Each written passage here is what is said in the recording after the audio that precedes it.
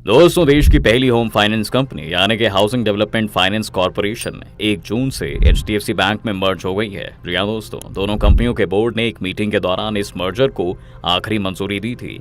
इसके साथ ही देश की पहली होम फाइनेंस कंपनी एचडीएफसी का एग्जिस्टेंस यानी वजूद खत्म हो गया है। वहीं मर्जर के बाद एचडीएफसी बैंक दुनिया का चौथा सबसे बड़ा बैंक बन गया है।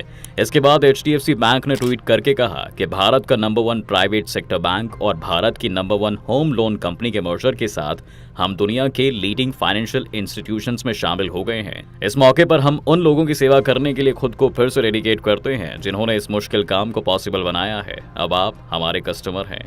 लेकिन अब सवाल ये उठता है कि मर्जर किया क्यों गया, इससे बैंकिंग की सर्विसेज में क्या बदलाव आएंगे और एचडीएफसी बैंक में डिफरेंस क्या है हाउसिंग डेवलपमेंट फाइनेंस कॉर्पोरेशन की कहानी। इस मर्जर का एचडीएफसी के कस्टमर्स, शेयर होल्डर्स और एम्प्लॉयज पर क्या असर होगा। अगर आप भी एचडीएफसी के कस्टमर हैं तो वीडियो आपके लिए है, वीडियो को एंड तक जरूर देखें।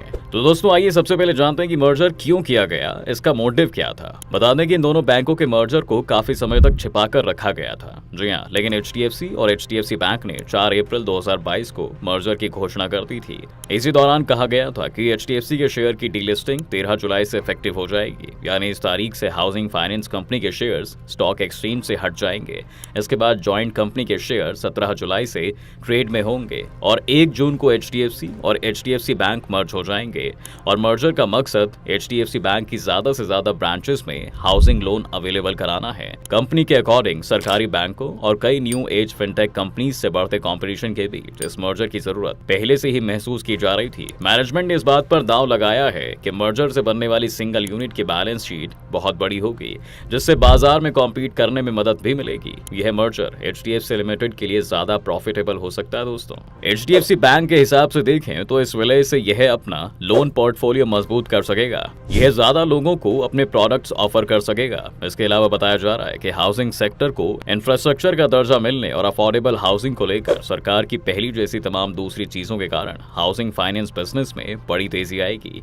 पिछले कुछ सालों में बैंकों और नॉन बैंक फाइनेंशियल इंस्टीट्यूशन के कई रेगुलेशन बेहतर बनाए गए हैं दोस्तों। जी हाँ, जिससे मर्जर की पॉसिबिलिटी बनी। इससे बड़ी बैलेंस शीट को बड़े इंफ्रास्ट्रक्चर लोन के इंतजाम का मौका मिलेगा। इसी के साथ दोनों का मर्जर होने पर कैपिटल बढ़ जाएगी। कैपिटल बढ़ने से बैंक पहले के मुकाबले अधिक जोखिम वाले लोन दे पाएगा, जिससे अफोर्डेबल हाउसिंग को बढ़ावा भी मिलेगा और एग्रीकल्चर और सभी प्रायोरिटी सेक्टर को पहले से ज्यादा कर्ज दिया जाएगा। इसके लिए उन्हें सीआरआर यानी कि कैश रिजर्व रेशियो और एसएलआर यानी कि स्टैट्यूटरी लिक्विडिटी रेशियो को इन्वेंट्री के रूप में ज्यादा रखना होगा। इसका फायदा ये है कि जब इंटरेस्ट रेट्स में बड़ी गिरावट होती है तो ये इनके लिए फायदेमंद साबित हो सकता है। इसके अलावा दीवान हाउसिंग फाइनेंस कॉर्पोरेशन यानी डीएचएफएल के फेल होने के बाद रिजर्व बैंक ने हाउसिंग फाइनेंस कंपनीज और नॉन बैंकिंग कंपनीज के लिए रूल्स कड़े कर दिए थे। जो रूल्स बैंक पर लागू हो रहे थे लगभग वही इन हाउसिंग फाइनेंस कंपनी पर लागू कर दिए गए थे। इसके बाद एक हाउसिंग फाइनेंस कंपनी का बैंक में मर्ज ना होना उसके लिए मुश्किल साबित हो सकता था। लेकिन अब सवाल ये भी है कि इस मर्जर से कस्टमर्स को मिलने वाली फैसिलिटीज में क्या क्या बदलाव आएगा। दोस्तों, मर्जर के बाद भी इस कंपनी का नाम एचडीएफसी बैंक ही रहेगा,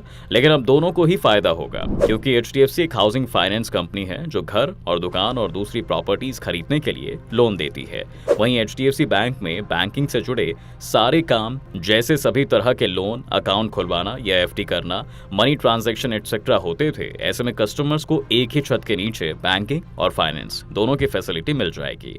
अब एचडीएफसी बैंक की ब्रांच में एचडीएफसी की सभी सेवाएं मिलेंगी। अगर किसी कस्टमर ने एचडीएफसी से लोन लिया है तो वह अब एचडीएफसी बैंक का कस्टमर बन गया है। लोन लेने वाले सभी मौजूदा कस्टमर्स टर्म्स एंड कंडीशंस के बेसिस पर अपनी ईएमआई चुकाते रहेंगे। यानी एचडीएफसी और एचडीएफसी बैंक के विलय के बाद एचडीएफसी बैंक की सभी शाखाओं में एचडीएफसी लिमिटेड की सर्विसेज मिलेंगी। जी हाँ दोस्तों, आपको एक ही ब्रांच में लोन से लेकर बैंकिंग सर्विसेज भी मिलेंगी। बैंक की हर ब्रांच से होम लोन जारी किया जा सकेगा। इस मर्जर से कस्टमर्स को काफी फायदा होगा। एफडी इन्वेस्टर्स के लिए एफडी अकाउंट नंबर सेम ही रहेगा। आप एचडीएफसी बैंक में अपने सभी कामों में इसका यूज कर सकते हैं।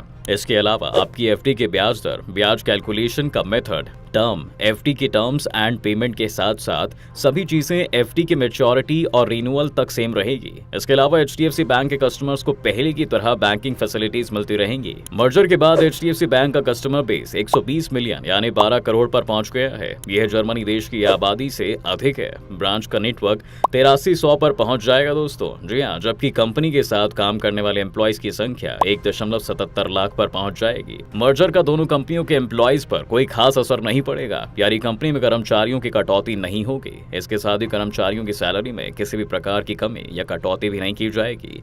वहीं शेयर मार्केट की बात करें तो बीएसई के इंडेक्स में जॉइंट कंपनी की वेटेज यानी इंपॉर्टेंस रिलायंस इंडस्ट्रीज से अधिक हो जाएगी।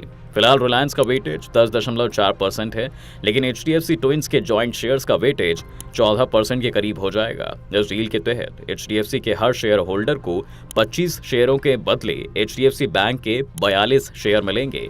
लोकमत हिंदी में छपे एक आर्टिकल में ब्लूमबर्ग की रिपोर्ट का हवाला देते हुए कहा है कि मर्जर के बाद 18 लाख करोड़ से ज्यादा की जॉइंट प्रॉपर्टी हो गई है। यह मर्जर देश के कॉर्पोरेट वर्ल्ड का सबसे बड़ा सौदा है। इसका साइज $40 अरब का है।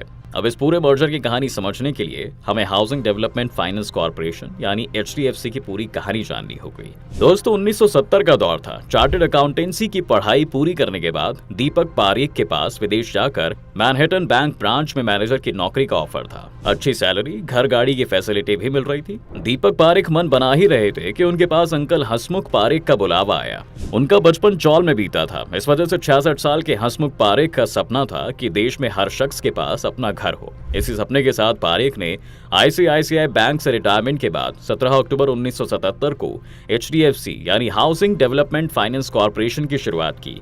एचडीएफसी पहली कंपनी थी जिसने देश में पहली बार होम लोन की शुरुआत की, लेकिन अब उम्र हो चुकी थी। ऐसे में हसमुख पारेख ने अपने भतीजे दीपक पारेख को इस कारोबार में शामिल करने की सोची। हसमुख ने दीपक को बस एक बात कही कि तुम्हारे पास जो नॉलेज है उसकी जरूरत तुम्हारे देश को है। उस समय दीपक महज 34 साल के थे। वो चाहते तो अच्छे पैकेज के साथ मैनहट्टन बैंक में नौकरी कर लेते, लेकिन उन्होंने चाचा के कहने पर विदेश की नौकरी छोड़कर मामूली सैलरी के साथ 1978 में जनरल मैनेजर की हैसियत से एचडीएफसी से जुड़ने का फैसला कर लिया।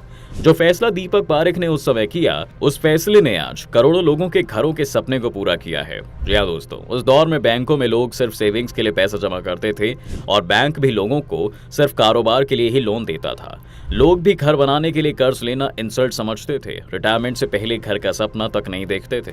ऐसे में दीपक पारेख और अंकल पारेख को हाउसिंग लोन लेने वाले कर्जदार खोजने पड़ते थे। एचडीएफसी देश में एक ही ऐसी कंपनी थी जो हाउसिंग लोन देती थी, लेकिन फिर भी उसे अपने लिए कस्टमर खोजना पड़ता था। लोग अपनी डिपॉजिट कैपिटल और ईपीएफ के पैसों पर भरोसा करके घर बनाते थे, लेकिन दीपक पारेख और उनके अंकल ने इस पूरी दुनिया को बदल कर रख दिया। दीपक पारेख को हाउसिंग इंडस्ट्री का पायनियर कहा जाता है। उन्होंने एचडीएफसी के साथ न केवल लोगों के घरों का सपना रिटायरमेंट से पहले पूरा किया, बल्कि आईसीआईसीआई और एसबीआई जैसे बैंकों को हाउसिंग फाइनेंस सेक्टर में उतरने का भरोसा दिलाया। आज एचडीएफसी के पास 90 लाख से अधिक होम लोन कस्टमर हैं। एचडीएफसी के बाद 1999 में आईसीआईसीआई लिमिटेड और साल 2009 में एसबीआई भी इस मैदान में उतर गया था। बिजनेस स्टैंडर्ड के अकॉर्डिंग साल 1978 में एचडीएफसी फाइनेंस ने अपना पहला लोन 10.50% के इंटरेस्ट रेट पर 30,000 रुपए का होम लोन डीबी रेमेडियोस को दिया था। ये कंपनी का पहला होम लोन था दोस्तों। जी हाँ, होम लोन की पहुंच आम लोगों तक हो सके, इसके लिए साल 1980 में कैंपेन भी चलाया गया। उन्होंने एक स्कीम निकाली जिसमें लोग 200 रुपए के हिसाब से 3 साल तक पैसे जमा करने के बाद 9% इंटरेस्ट रेट के हिसाब से 3 साल बाद पैसे निकाल सकते थे। वहीं अगर लोग चाहें तो डिपॉजिट अमाउंट से 4 गुना ज्यादा अमाउंट होम लोन के तौर पर कंपनी से भी ले सकते थे। आसान शर्तों के साथ लोगों को लोन मिल जाता था। ये एचडीएफसी के लिए गेम चेंजर प्लान बन गया। जो कारोबार 30,000 से शुरू हुआ, आज वो करोड़ों अरबों में पहुंच गया है। लेकिन अब ये कंपनी एचडीएफसी बैंक में मर्ज हो गई। लेकिन एचडीएफसी की शुरुआत होम लोन देने वाली नॉन बैंकिंग फाइनेंसिंग कंपनी के तौर पर ही हुई थी। 90 के दशक में जब आरबीआई ने बैंकिंग सिस्टम विस्तार के लिए लाइसेंस देना शुरू किया तो एचडीएफसी ने भी लाइसेंस के लिए अप्लाई कर दिया था। लेकिन ये स्टैंडर्ड्स पर खरे उतरने के बाद साल 1994 में एचडीएफसी को बैंक के तौर पर लाइसेंस मिल गया। एचडीएफसी फाइनेंस के साथ साथ अब एचडीएफसी बैंक का एक्सपेंशन होने लगा था। मर्जर के बाद जेपी मॉर्गन, इंडस्ट्रियल और commercial bank of China, bank of America के बाद एचडीएफसी सबसे बड़ी कंपनी बन गई है। मार्केट कैपिटलाइजेशन के अकॉर्डिंग मर्जर के बाद एचडीएफसी बैंक की वैल्यू $172 अरब अरब डॉलर पर पहुंच गई है दोस्तों। जी हाँ, HDFC अब दुनिया के बड़े बैंकों को ही नहीं बल्कि SBI और ICICI बैंक को भी पछाड़ देगा। जून 2022 के डेटा के मुताबिक SBI का मार्केट कैप जहां 62 करोड़ डॉलर का है, तो वहीं ICICI बैंक का मार्केट कैप 79 अरब डॉलर का है। अब देखने वाली बात यह है कि इस मर्जर से बैंक और उसके कस्टमर्स को कितना फायदा मिलेगा। दोस्तों, जानकारी कैसी लगी कमेंट करके जरूर बताएं। वीडियो को लाइक, शेयर और चैनल को सब्सक्राइब करना भी ना भूलें।